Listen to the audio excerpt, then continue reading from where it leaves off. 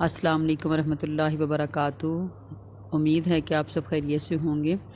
آج کی ویڈیو میں آپ کو اذان کا جواب کیسے دیتے ہیں اس کے بارے میں بتانے لگی ہوں۔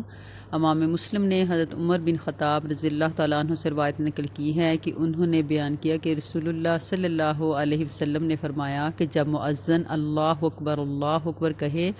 اور تم میں سے سننے والا اللہ اکبر کہے، پھر جب وہ مؤذن اشہد ان لا الہ الا اللہ کہے تو سننے والا اشہد ان لا الہ الا اللہ کہے، پھر وہ جب اشہد ان محمد رسول اللہ کہے تو سننے والا اشہد ان محمد رسول اللہ کہے، پھر جب وہ حی علی الصلاۃ کہے تو سننے والا لا حول ولا قوۃ الا باللہ کہے، پھر جب وہ حی علی الفلاح کہے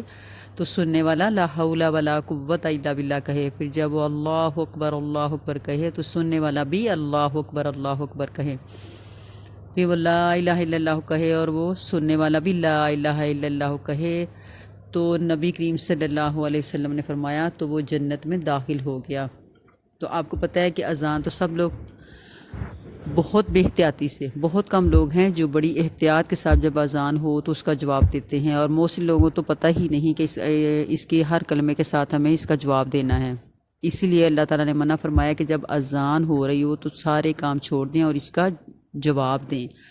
تو اس دوران جو بھی دعا نبی کریم صلی اللہ علیہ وسلم نے فرمایا کہ جو بھی دعا کی جاتی ہے اللہ تعالیٰ کے فضل و کرم سے وہ ضرور دعا پوری کی جاتی ہے۔ تو اس لیے کوشش کریں کہ جب اذان کی آواز سنیں تو فوراً اپنے کام چھوڑ دیں اور آواز سنتے ہی اس کے ہر ورڈ کا جواب دیں، تو